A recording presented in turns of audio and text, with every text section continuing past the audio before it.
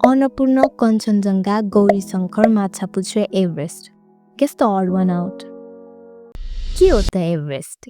कागकोरमा बकुला जस्तो 8,848 मिटर उचाइ भएको चीन र नेपालको सिमानामा पर्ने हिमालय पर्वतको सबैभन्दा अग्लो चुचुरो माउन्ट एभरेस्ट.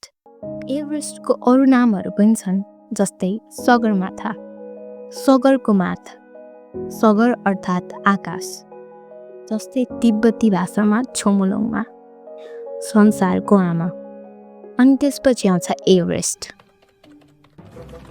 फ्रान्सको एउटा खोल्सो. ब्रिटिस इस्ट इन्डिया कम्पनीका surveyor general of India George एभरेस्टको नाममा माउन्ट एभरेस्ट. तर उनले खासमा आफ्नो नाम राख्न नचाहेका रहेछन्. आफूले देख्दै नदेखेको हिमालको नाम आफ्नो नामबाट किन राख्ने भनेर उनले विरोध पनि गरे. तर उनको कसैले सगरमाथालाई एभरेस्ट बनाउने नायकी हुन् एन्ड्रयू स्कट व.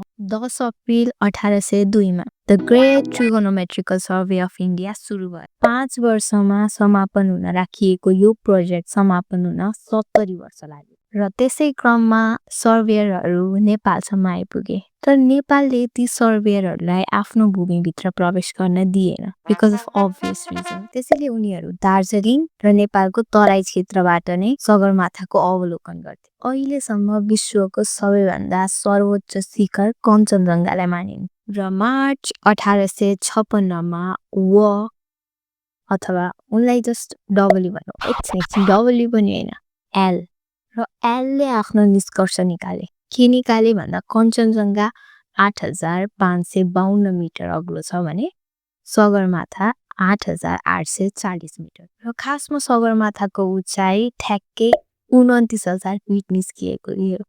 तर उनले फेरि मान्छेले ओहो के भन्लान् भनेर 29,002 फिट बनाइदिए. 2 फिट उनले आफै थपिदिए. र अब पत्ता लागेको यो नयाँ सर्वोच्च शिखरलाई उनले एभरेस्ट नाम. र यसरी सर्वोच्च शिखर सगरमाथा र छोमोलोङमा एउटा खोल्सो भयो. सबै कुराको नराम्रो पक्ष मात्रै हेर्नु हुँदैन. त्यसैले एभरेस्ट ठिकै छ, K2 हेरिकन त. Well, thank you guys. सबैजना आफ्नो आफ्नो लास्ट नेम कमेन्ट गर्नुहोस् and let's take over England.